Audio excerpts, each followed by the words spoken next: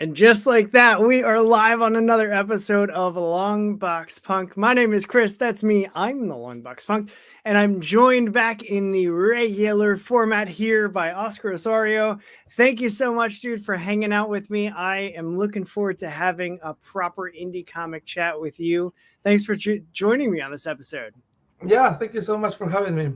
Absolutely. So I now that I gotta switch, I'm still in spooky mode. So I gotta switch back to the real bread and butter of what we do here on Longbox Punk, which is talking to indie creators about creating comics, your process, and any wisdom that you might be able to share from your experiences. So before we get into Let Us In, which is your current anthology running on Kickstarter right now, I'd first want to know, like, how did you get it? What's your origin story, as it were? How Yeah, did you get into comics? How did you get into writing comics? How did this all start for you? yeah. So, well, I'm from Peru. So I think in 2010 there was this local newspaper that started publishing Marvel comic books here. Okay. So that was my first. Um, that's how I knew comic books. And yeah, it was like love at first sight. I started reading them, and they continue publish them, and I continue buying them. So I was really excited that I had this opportunity to read books published here, and yeah, I think it's like a snowball from there. Just like as it started, then I started going to conventions. I like I traveled to the US, and I took advantage of every opportunity I had to go to conventions, and then I started reading more. I discovered indie comic books, and then yeah, it's sort of like snowball from there. So I think around 2018, I got this curiosity about writing books. Like I stopped being a fan that reads them, and I wanted to create them. I wanted to learn the craft. I was going to conventions, attending like the movie panels, and then all of a sudden I was going to the breaking in panels, like how to write a character, what like these type of stories, or like those panels that were about craft and writing. And I think that at some point I started learning, and during the pandemic I remember there were a lot of creators that they were putting like videos, and they were doing live streams, and they were sharing their knowledge, and I took advantage of all of that. And at the end of 2022 I said, like, I want to do this, because in like my real life I studied economics. I was doing my job as an economist, Okay. and I reached a point that I said, what I want to do in my life is comic books. So I need to do it. I need to do it before I like become too old and then regret it. Yeah. That's great. I definitely feel that need to like do the thing that's been calling your name and that you've been enticed with. The falling in love at first sight is another very I think common theme that comes up with creators here on the show of just, this was the thing that just, it was energetic, it was fun, and I could see myself creating them. And so, how did you make? I know you mentioned going to cons and different panels. Did you start conversations with people at those cons that were on those panels? Like, hey, I have stories that I want to tell. How did that start for you? Yeah, I think that I started meeting. So what I love about comic books is that like I love comic books. So when you think about like doing your job, like my previous job, like networking and stuff, I always thought like I need to like I don't know if the word is like fake it, or something like that, but just Yeah. like not be real about what I want, because I need to know you, and I need you to give me something, and I will give you something in exchange. And it felt really impersonal. But in comic books, what I love right now is that networking is basically talking to people that I like because I love their work, and I want to do stuff like that. So I started meeting with creators that I enjoy, and just saying like, I love your work. Here is like I want to do stuff like this. Can you give me some advice? And over the years, I've become friends with many of the creators that I admire, like, through social media and Substack and all of those resources. I've gather this like community of people that we help each other. We talk about the stuff. We talk about comics, and it's great because it's like I'm seriously like a fan of these people. If I weren't doing it, I still would be buying their work and reading Yeah. their books. So that's what I like about comic books, that I can like, talk to people, and as you said, like go to panels, ask questions that genuine questions that I really want to know, that I know the people that is like in the panel, I know the people that has written something. So I never like just go to someone and say, oh, I've seen your work, and without knowing anything. But I when I talk to people about comic books, when I go to panels, I know the people that are there, so it's easier because they can see that you are honest. You are not faking anything. You are not saying that because you want to get to places, but you are someone that enjoys their work. And now as a creator, I see people that talk to me like that, and I know that it's like I was there like a couple of years back, like, Yeah. and I know when like people are passionate about it. And here, like comic books is so much about passion and being passionate and just like enjoying yourself, that it has a lot of opportunities to make um like selfless decisions, help others, and not gaining anything, but just do it because you love comic books. Yeah. Yeah, and that's, I mean, that right there is really what started this show for me. Was I have been reading comics, for the majority of my life, and like it's just core to who I am, and I want, like, I the further I got into appreciating and loving the indie comic scene, and I've always been somebody that loves go like when I travel, supporting small businesses instead of going to the Mhm. chains. Yeah. And so it was like, well, DC and Marvel and Image, those are always going to be there. But what can I find? I took my daughter on a college visit, and one of their local bookstores had like a whole shelf of like local Oh creators yeah. that had done comic books. And I was like, well, this is where I'm buying stuff. Like, I can't buy all of them. But it was just like, there's creators all over, not just the US, but all over the world that are making Yes. really excellent comics. Which is a great segue, if I don't say so myself, to the latest anthology that you've got is called Let Us In, and it is running on Kickstarter right now through November 17th.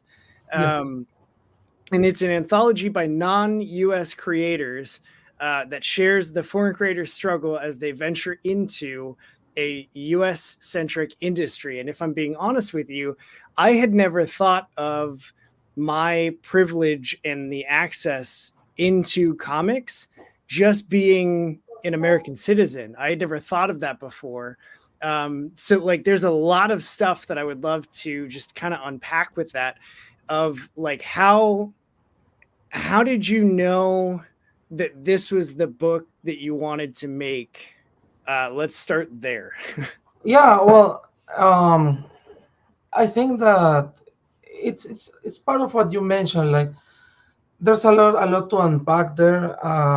Well, it like the idea itself started from I posted about this. Like, it's a tweet that I made, talking about like the struggle of making comics abroad, because I think that when you make comics, like I was in a university a couple of weeks ago, and they told us if you want to make comics, you need to be in the US or in France, like the Franco and Belgium, or in Japan.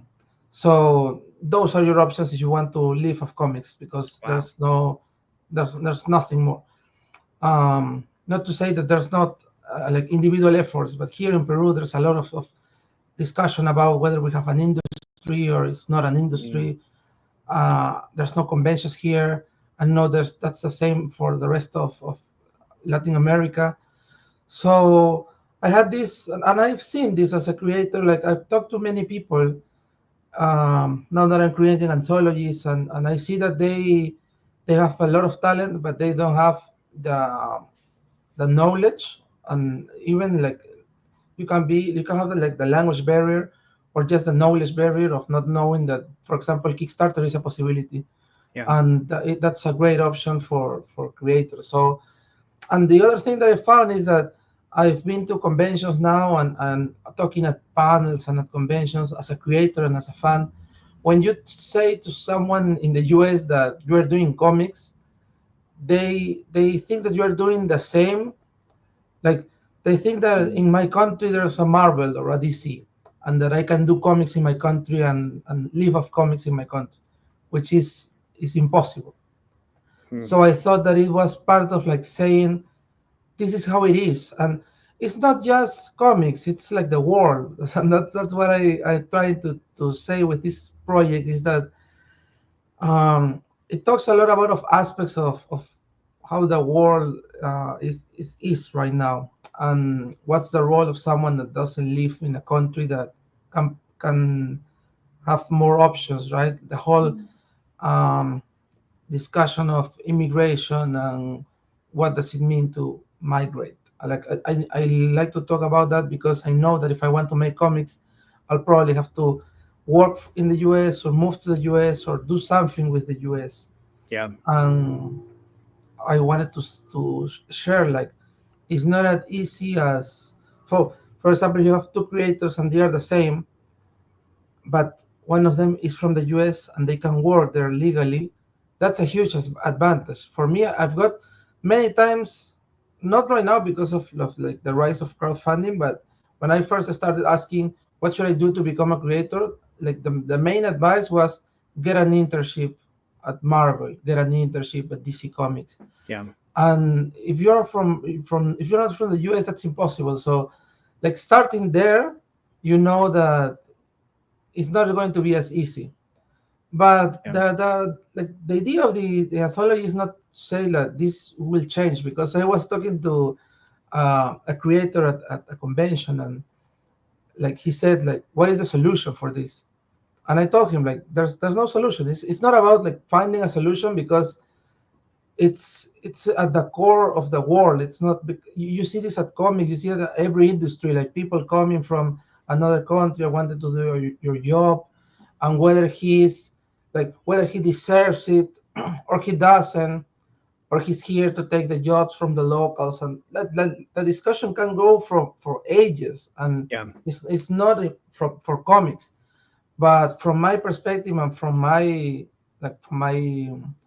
job as a comic book writer, I wanted to share this. Like, I do this with all my stories. It's like making people think, making people consider like another point of view, make people see that there's people from outside the US making comics, that we want to break in because we love comics and because we need to break in, because if we had those industries, if each country in the world had an industry the size of the comic book industry in the US, Yeah. everyone would stay at home. So so that's what I want to say. Like, and that's why I think that it's important, because people like, especially from the US, not to like say that everyone thinks like this, but they think that everyone in the world is like they are, Yeah. and we are not. So that's what I want to share with this project. But ultimately, I do this and we do this because we love comics, and we know that we need to do this, to make comics for a living, to make comics and continue doing so. So I thought that was like a great combination. I hadn't seen projects like focus on the international aspect, Yeah. because I see that there's a lot of groups, like marginalized groups, groups, underrepresented voices. And I thought like, well, the international community also has something to say. Like, it's a perspective that you don't see, because usually they talk within the country and not they don't look outside. So that's where everything like comes together. Yeah. No, I think it's great, and the not seeing the stories that are, based on your experiences is very much part of that DIY mindset of just like, this isn't out there, this doesn't exist, and it should. And so, no, no, all right, it's me, I'm gonna do the thing. And so I love that you're doing it, partly because like full admission, I hadn't thought about, like, because comics are so readily available for me in just like all of the massive amounts of publishers and indie comics and comic shops and conventions and all the things. um I take that for granted, being where I'm at, where it's easy for me to complain like, oh, there's only two local conventions that I can go to, Yeah. and anything other than that I have to drive like 2 hours to get to. And then hearing you say like we just don't have them, like that just is just like full stop for me of holy cow, like that's, I can't even imagine not having those options available to me. So I love that you're starting these conversations, and it even kind of ties into, you have a history of writing books that are conversation starters with. The first book that I actually backed of yours from Kickstarter was the Don't Push the Red Button Yeah. anthology. And that was that felt very similar of like reading through that anthology. It was just, it made me ask myself questions of like, would I push the red button? And Yeah. then seeing the different stories that were in that anthology, it was like, well, everybody's got their own story. And like, Yes. I understand why some people pushed the button and some didn't, and like the struggles that there were. And working with those different creators, you get all of those perspectives. So having Let Us In be another anthology where you're getting all of these other creators, I'm very excited to read it because it's going to make me think even more. And next time I want to, boo hoo about having to drive 2 hours for a convention, it'll give me pause of like that. Yeah, it's easy for you to say that. So, how did you find the collaborators that you're working with? Like, what was that process like for you? Yeah. So the thing with Let Us Sing is that yeah, it's like you have different people and everyone has their own background. So the main issue was to like like where do we draw the line between who's like an Mm, underrepresented international creator? Because for me, for example, I live in Peru. I can't work in the US, but I can travel because of my job and my background. I do have the means to travel to the US. I have a visa, and I go to the US and I go to conventions. So I had this like for me, but then I see other people that live like in other countries and they don't travel and they never go to conventions and mm, they don't have this possibility. And then I see other people that maybe live in the UK, for example, and the UK has a bigger industry than Peru or than South America. So, but they can go to the US, or maybe I have people that live in Italy, and Italy is like it has a lot of, but they live in a small town in Italy.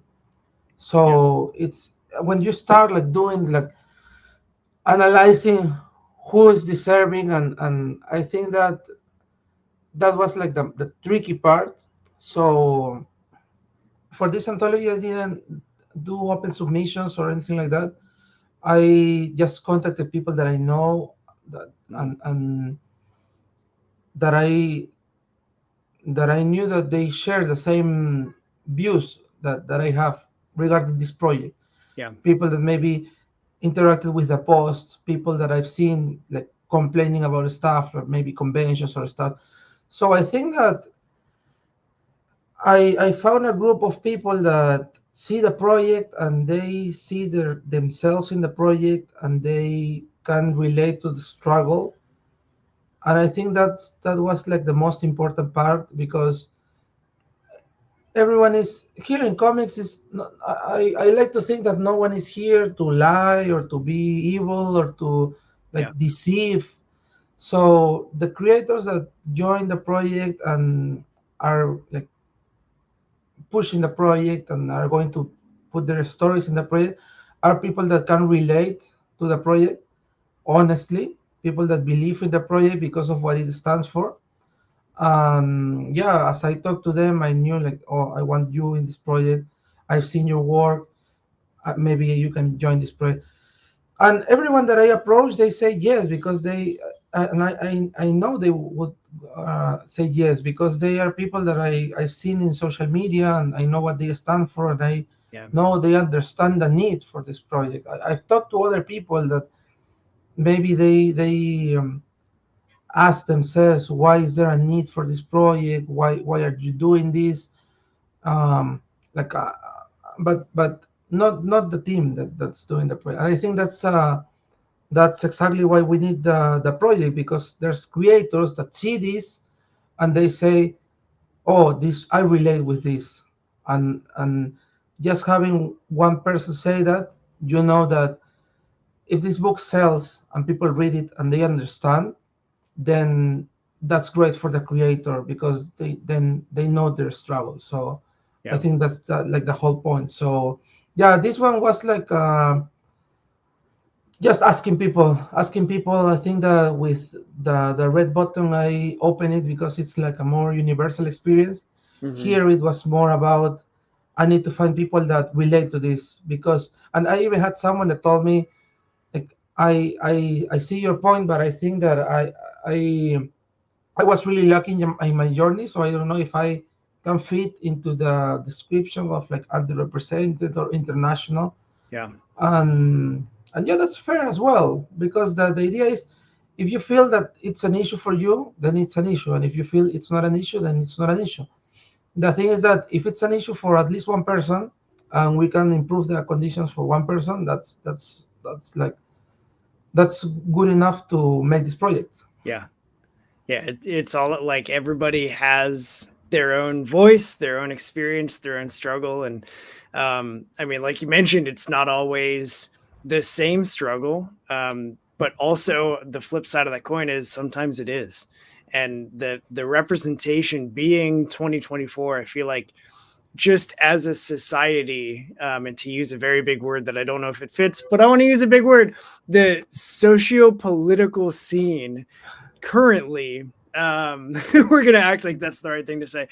um the scene right now, as like the world as a whole, or at least from my American perspective, Yeah, is um we like, it's finally, the eyes are opening of not everybody is like us or like me, or has the same experience, or has the same upbringing, or the same house, or the same background, or like there are differences, and those differences do matter, because like we need to have those discussions. And it doesn't always have to be super deep. It doesn't always have to be, you know you mentioned earlier, the like, well, what's the fix? Like, yeah. I know I'm wired to fix. I just am. Ask my wife. She all the time is like, I just need to talk about it. And I think as a society, like, we just need to talk about it, because it's important to be thinking about and be aware of. Yeah, um, exactly. so I mean, just as of in this moment right now, because I can do this because we're live, thank you for sharing your story and for creating this anthology, and reaching out to other creatives to get their perspective put on paper. Because as somebody that lives in America, like, I want to know, my top priority is I care about people. And Yes. it's not just the people in my neighborhood, it's not just the people in my state. Like, my heart breaks regularly for stuff that I see in the news, and Yeah. mistreatment of people and marginalization of people. Like, it just, that sucks. And so, like, I don't want this industry that I love, that's core to who I am, to have anybody that feels marginalized or struggling or constantly trying to roll a snowball uphill. Yeah. I like, let's be better. So I thank you for putting this together, because I feel like it could start conversations, and it's at least got me now thinking about it. And that's going to cause me to talk to other people about it, because I'm an external processor. And Yeah. so, I mean, I love that, it's getting out there, and hopefully people take it to heart and spend the time that they should to think about it. So, Yeah. I think that's like the whole goal, to raise awareness. That's what I remember I said to the person that told me, like, what's the solution. because it's not like you can't talk about a problem if there's no solution, Yeah. because there's a problem. That's Yeah. the thing. Like if there's the fact that there's no solution doesn't mean that there's not a problem. So if there's a problem, you can talk about it. And yeah, it goes way past comic books. Right. It's something that goes to the core of society. But for me, like as Latino, as someone that uh, like all my life in Latino society, immigration, going abroad is something that is we all relate to it. We all know someone that has moved to another country, or we know someone that has come to our country from another country.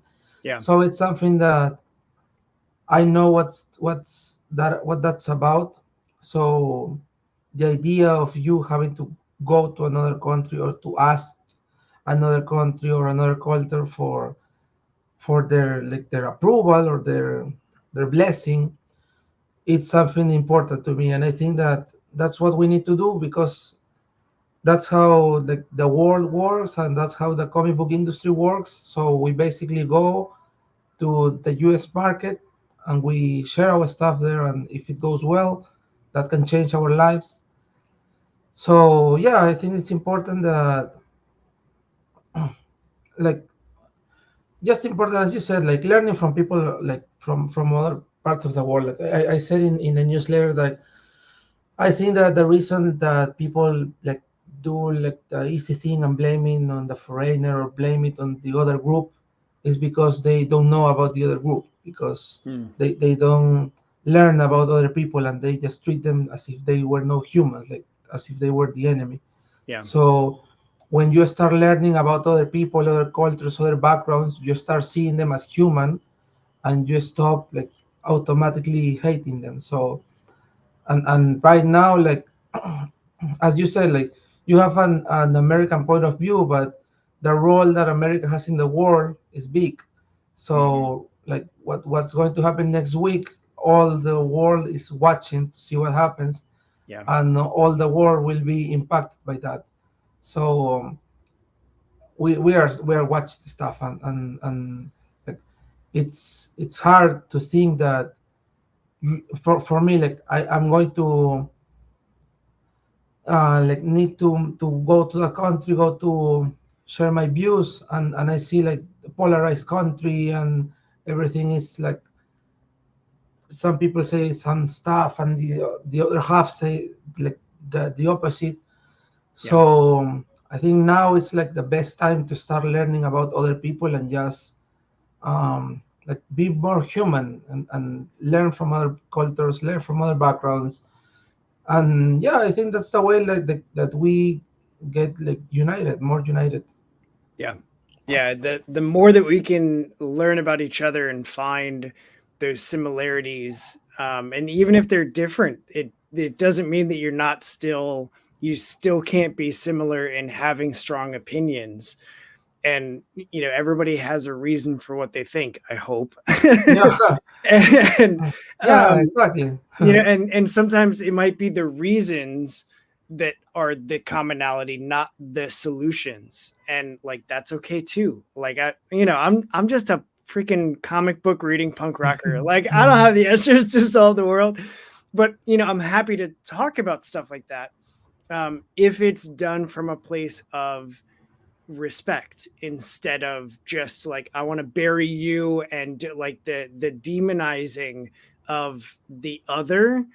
I have a real big problem with. Yeah, And the more that, like, it sounds super cheesy to say, but the more that I talk with people about comic books, the more that it's like, hey, it doesn't matter that we're in completely different countries on two different continents right now. Like, we have this thing that unifies us in our love of comic books. And so like that's what brought us together. We can still have healthy conversations, and like I just think that's great.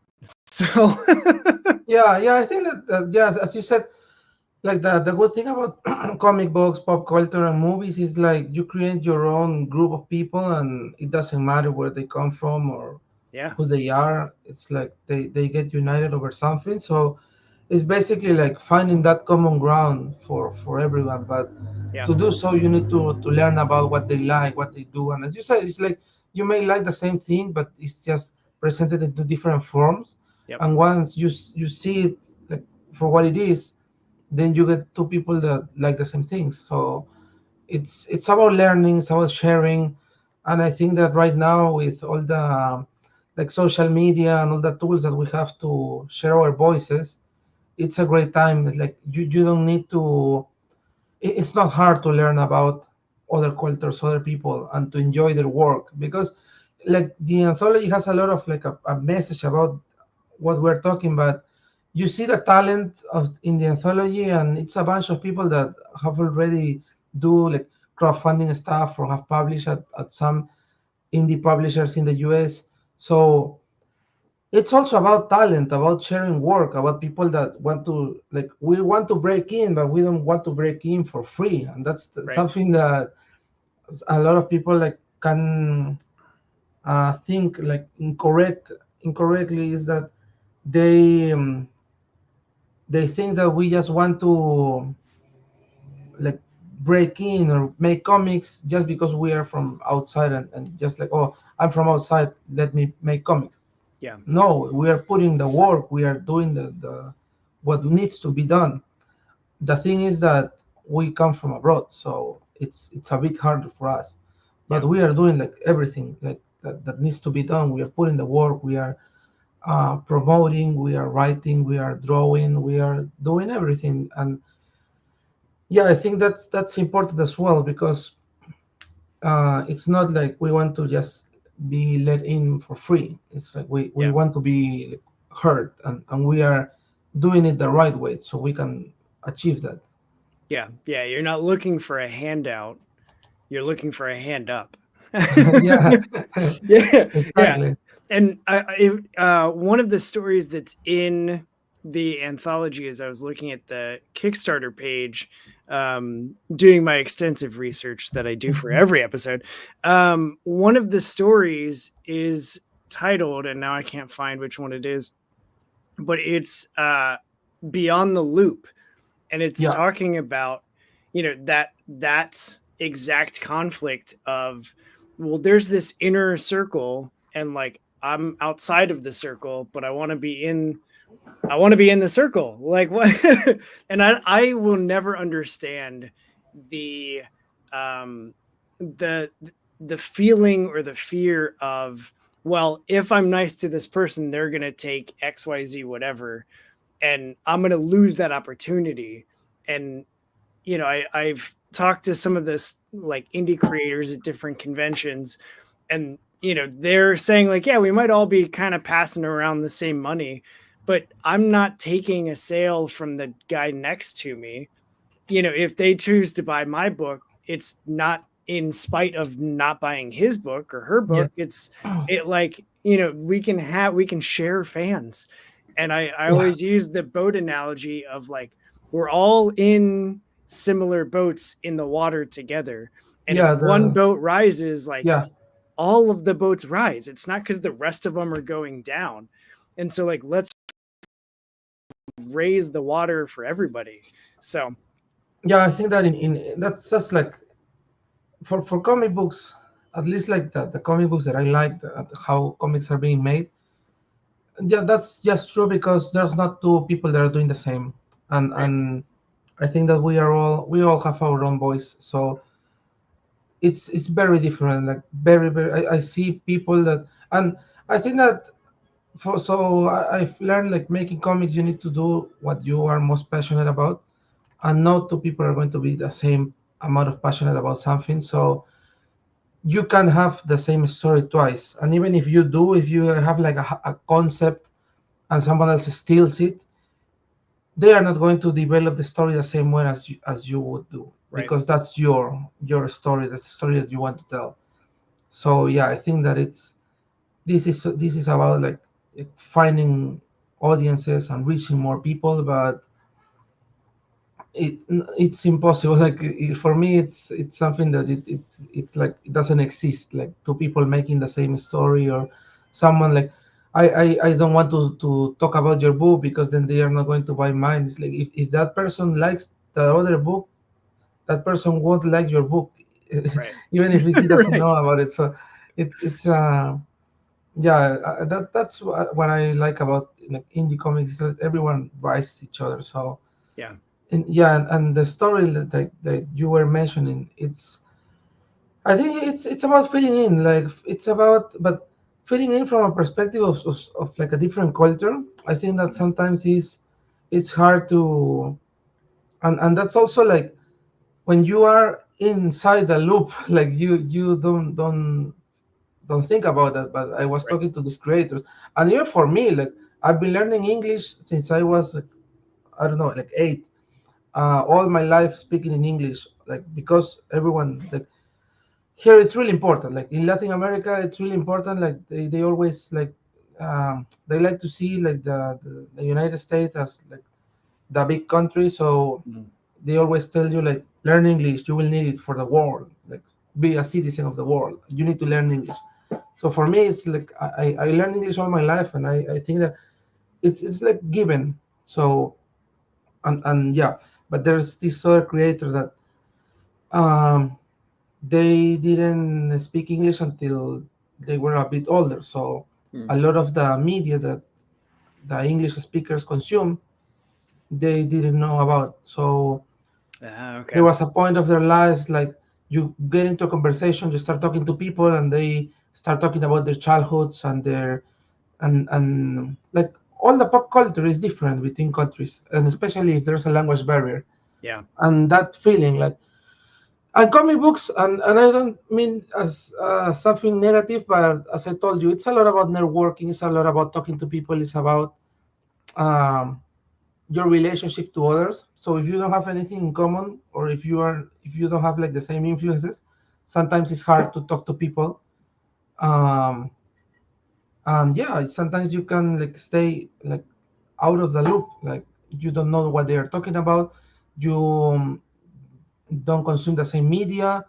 You know about your country, but they don't know about your country, so you can talk about that, and vice versa. Yeah. So it's like those elements like that you don't think about, they mean something to someone else, Mm. and that's why I think that this is so important. Because for me, I think that there's a lot of influence from the US um, in Latin America, so I know a lot about stuff that it's part of the pop culture. Yeah. But in Europe, it's different. Europe has its own culture. So there's a lot of people that, and you talk to them and they don't know like a character or a movie or an actor or whatever. And it creates a small barrier between them. Yeah. And those like small difference start to pile up, and that's when they become big difference. And that's when you have like them and us. So that's what I love this type of stories. And you see the story. This story is like it's comedy, it's fun, it's relatable to creators, to someone that when you are young and you need to go to like the big bosses, like the older bosses, and ask for something, and they talk about stuff that you don't know, and you feel like awkward and you're afraid. So that situation, I think that anyone can relate to that. So yeah, it's great because with this project you can see that there's a lot of stuff that make us as different, but then you see how we react to situations, and you see that we are all human, and it's kind of the same reactions. So that's fun. That's like what I was talking about before, like finding the middle ground. And you Yep. say, oh, this person is out of the loop. I don't know what that's like, but I know um, what it's like to feel awkward in a conversation, like at the awkward moment, or I know how it's like to show something to someone and they don't care about it. So I can relate to emotion. Yep. And that's when you see that person as a human and you start respecting them, and that's what what should happen. Yeah. Yeah. So, how many, for those that haven't checked out the Kickstarter yet, which is linked in the episode description, so it's super easy to find. How many stories do you have, and how many total creators have worked to create this book? Yeah, so six stories, and it's 11 creators. Okay. So it's a small group. I think that this project, even though I love the project, I know that I know what I'm doing it, but I know it's still like very niche, very small. Mm. It's very particular to a struggle that like um, it's like a first time. I've been calling it with the team like a pilot of what we're doing, of what we want to do. I think that if we are successful with this, I would love to do a sort of anthologies that are related to like different genres Mm. from international creators, because I've heard like, oh, a horror anthology is really broad, but with what when you say like a horror anthology from people from another part of the world, and horror is different in every part of the world, and same for every other genre. So this one is a small project. It's going to be like 40 or 44 pages, Okay. but the idea is to make it bigger if we have like a positive reaction, and people want to see more stories by international creators. Yeah, so this one has six stories, and there is different themes. I think that and that's like a coincidence because we didn't talk about it, but everyone has take a different approach. So there's a story like the one you mentioned, what it feels to be out of the loop, Hmm. then what it feels to have your first comic book ready and go to a comic book store to show it around, what it feels to work far from your family, what it feels to go to a convention being from abroad, um, like and a couple of stories that tackle the whole adventure that is attending conventions or attending like gatherings from abroad. Like you need to go and do a long trip. You need to prepare for that, and the stakes are high because we don't get many opportunities to do so.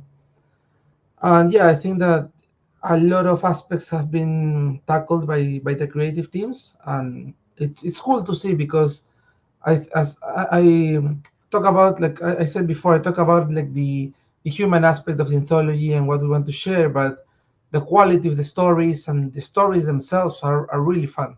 Yeah.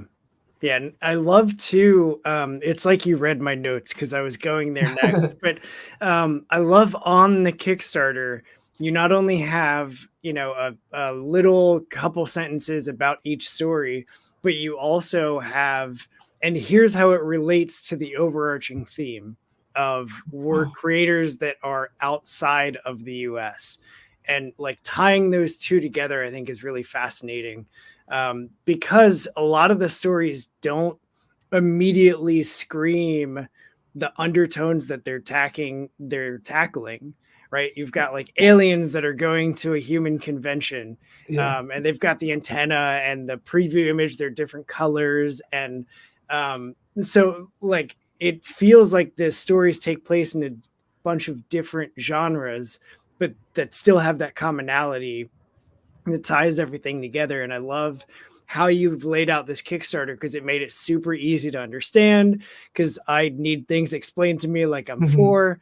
And so like giving me that information up front it wasn't just like, hey, these are going to be stories that are like, biographies.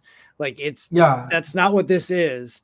And I love that creative twist to all of these real life experiences that could have been biographies yeah, that are instead being told in very fun and very creative ways.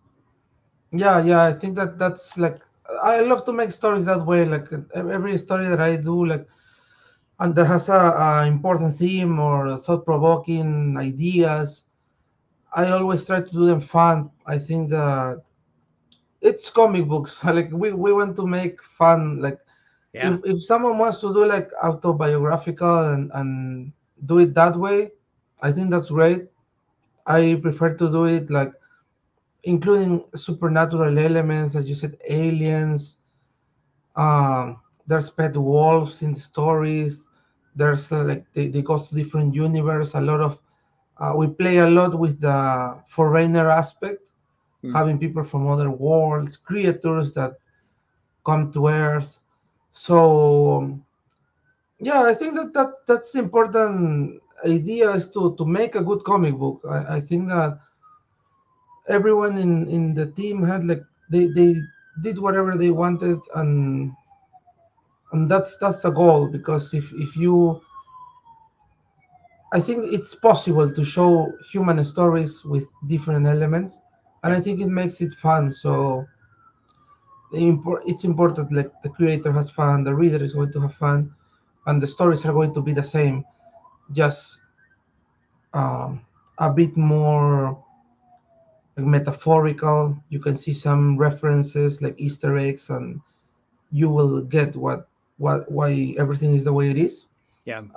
Yeah, and that's the thing that I like, is that you can read this if you don't care about the message of foreigner creators. You can still read this and see like fun stories, human stories with some like maybe lessons. So you can also have fun. Like I like to make my stories. If you want to have fun and you want to read this and be entertained, Yeah. you can have that. You can have that. It's going to be fun. It's going to be like there's comedy. It's fast paced. You are not going to be reading chunks of dialogue. Every story is fun. Is and that's something that I love to do in my books. And as I said, like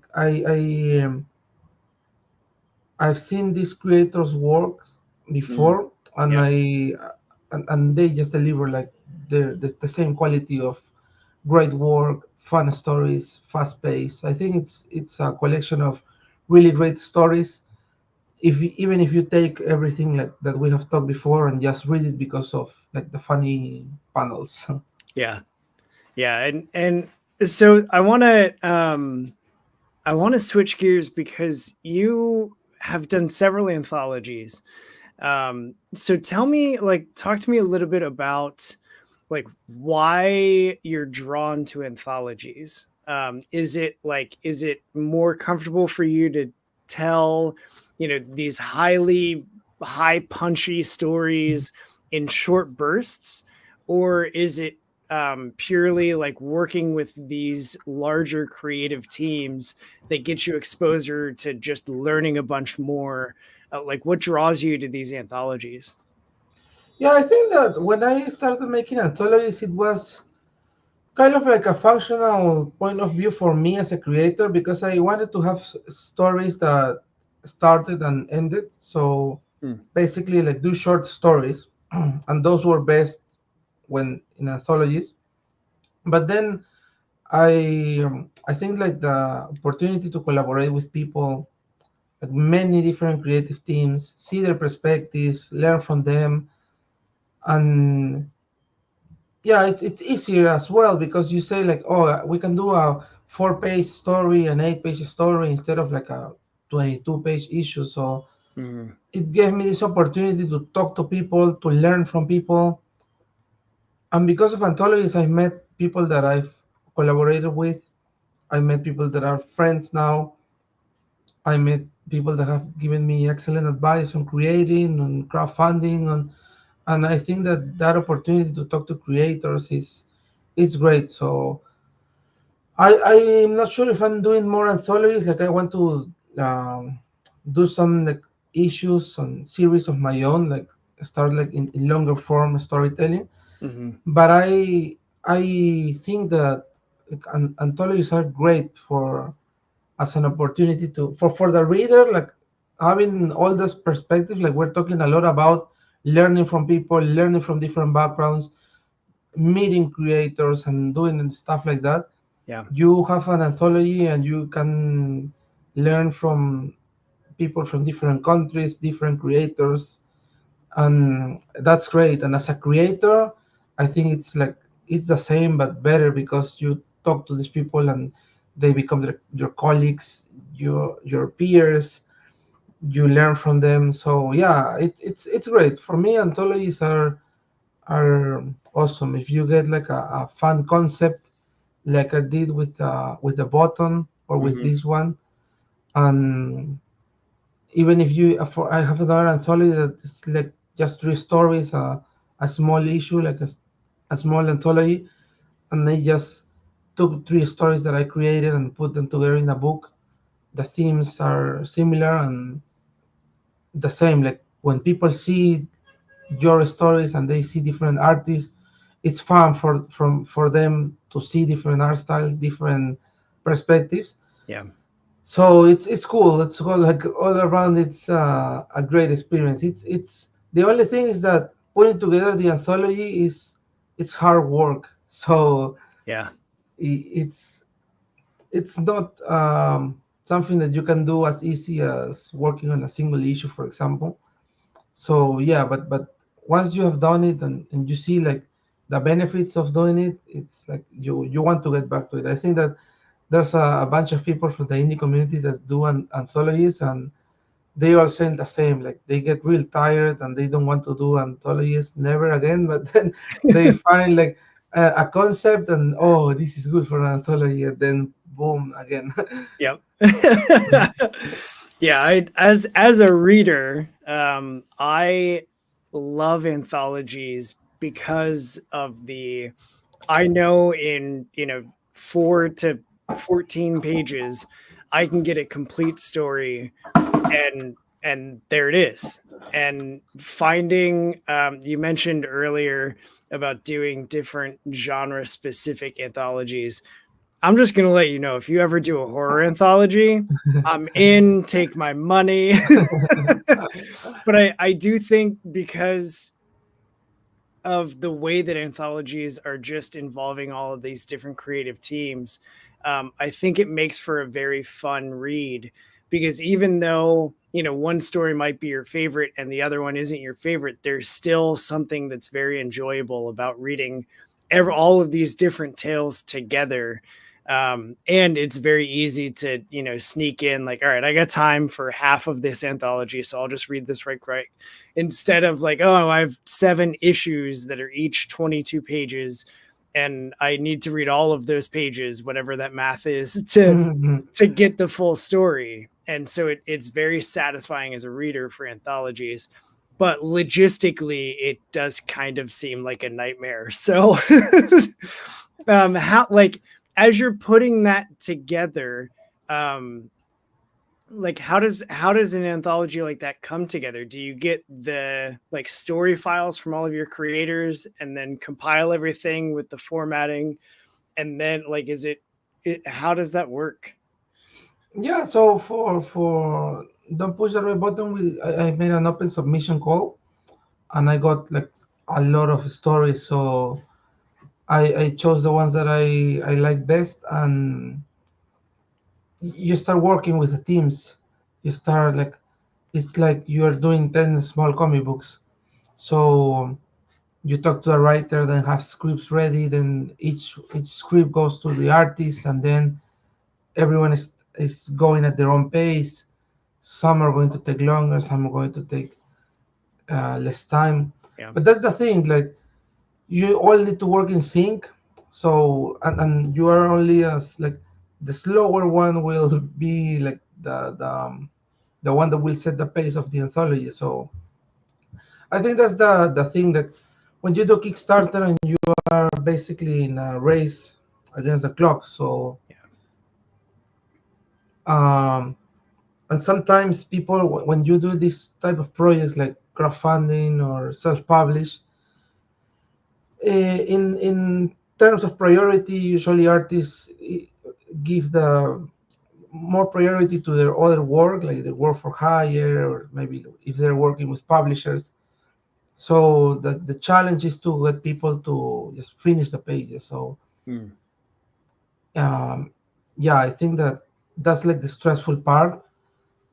Um, because the thing with anthologies is that um, the page rate is not as high as like a regular issue, Okay. because then it will be like too costly to do the anthology. So basically the promise of the anthology is that you are going to have a finished product, and you are going to be in an anthology with a lot of creators, and that will help you like get your work around.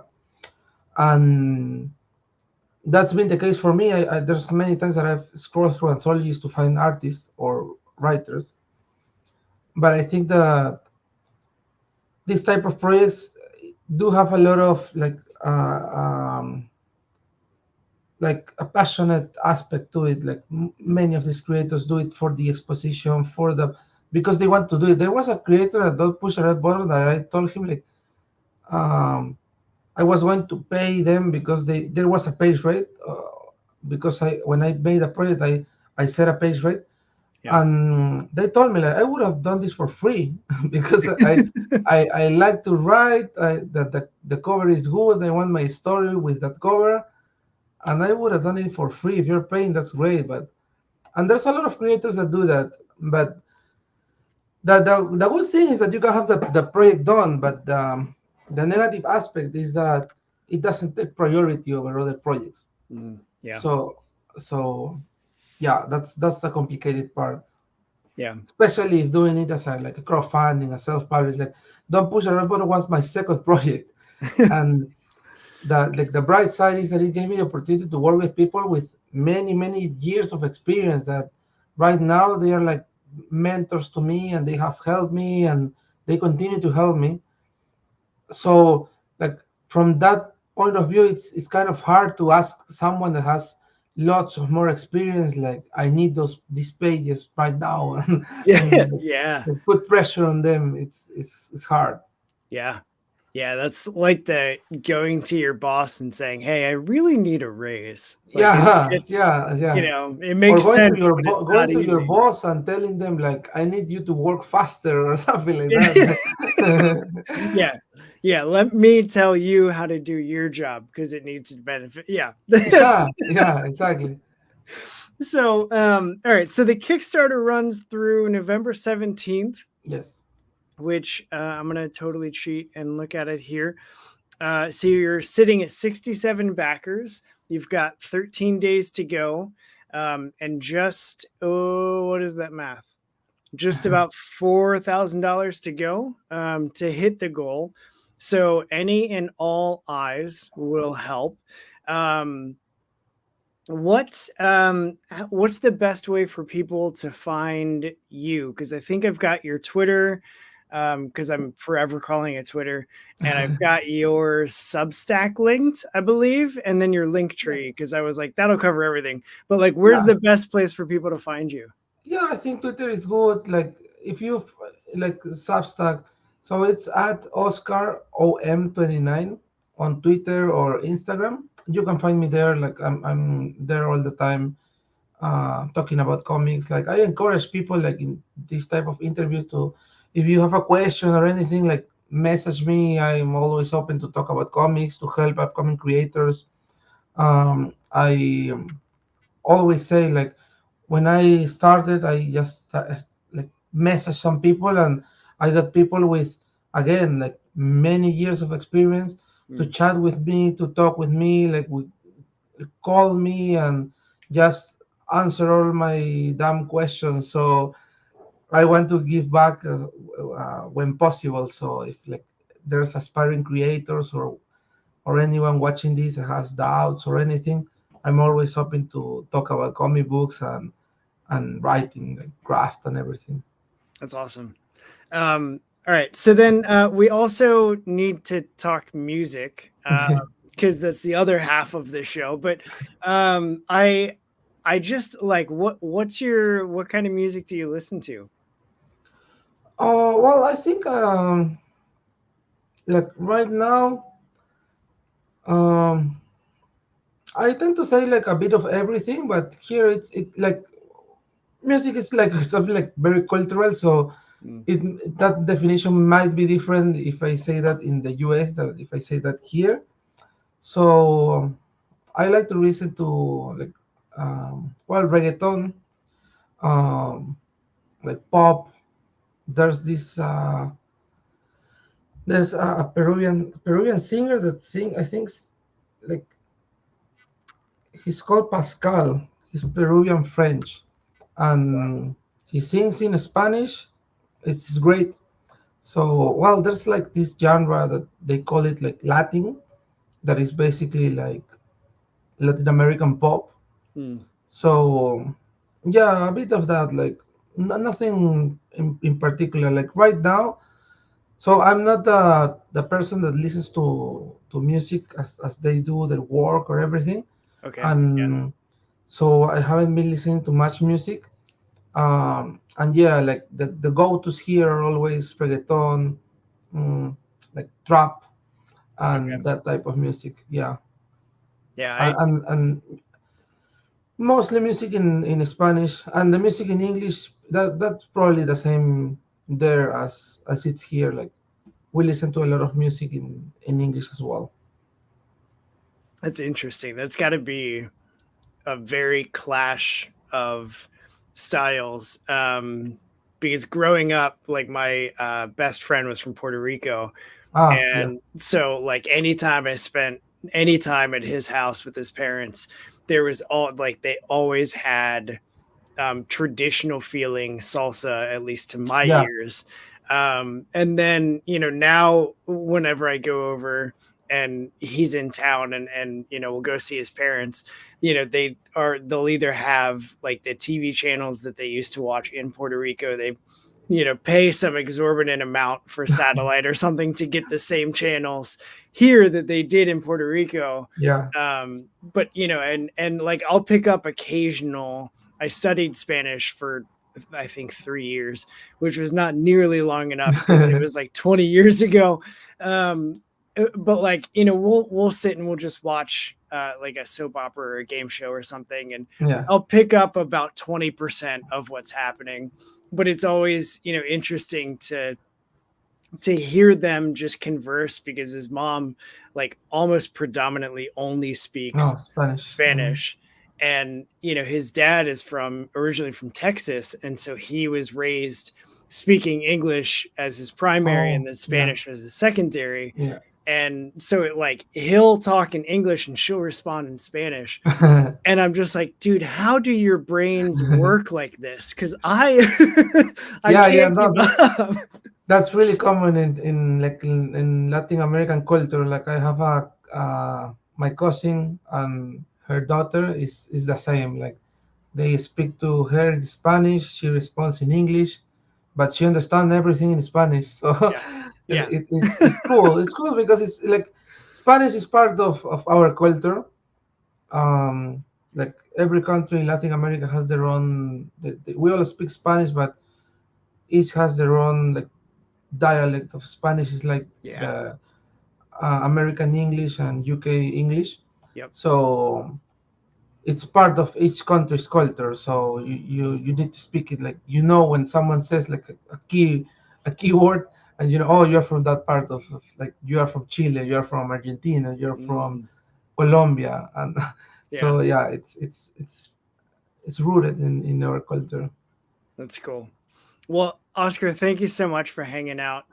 That's the end of my official notes, but that's not the end for you. I have two more things I want to do. The first is I want to take a screenshot to use as the YouTube thumbnail. Oh yeah, So let me get my keyboard shortcut here, and then we'll count down from three, and we'll take a couple. So yeah. in 3, 2, 1, we'll take a few. All right, cool. The other thing I always like to do is I love talking to indie creators because everybody has a different background. And so part of the thing that I enjoy doing with the show is I'm going to stop talking and I'm Mhm. going to turn the mic over to you.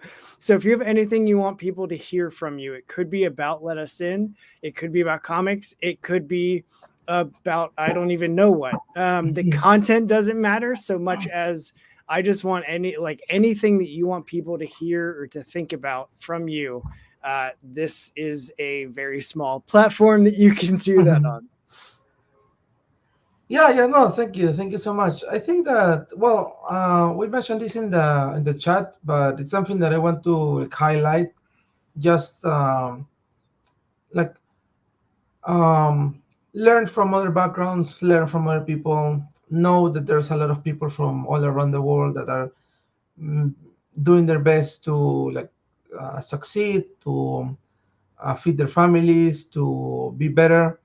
And from our small corner in the comic book industry, we try to highlight that as showing that there are creators from all around the world that want their voices heard, want to share their stories, and it's important for us, if we want to move forward as people, as humans, to listen to other parts of the world, to learn from other cultures, from learn from other backgrounds, so we can understand what these people are going through and maybe value better what we have. And I think that's really important. Like, there's this whole conversation around privilege, but I think that understanding privilege is really important to really understand how lucky we can be sometimes, and be aware that we are lucky, and not to like and take advantage of the life that you have. So yeah, I think that's important. Cool. I love it. And it also feels very punk rock to say, hey, instead of being divisive, like, let's just unify. Like, Yeah, let's come together and find those commonalities, have those conversations. And sometimes you walk away and, there was no common ground that was found, but at least if you're having that conversation, you're trying. And like that means you're part of the solution, whatever that solution is. It's a yeah, exactly. It's not about like you can ask for people to just move in the same direction, because that's right. also against like their nature. But the thing is, like, be respectful, try to learn.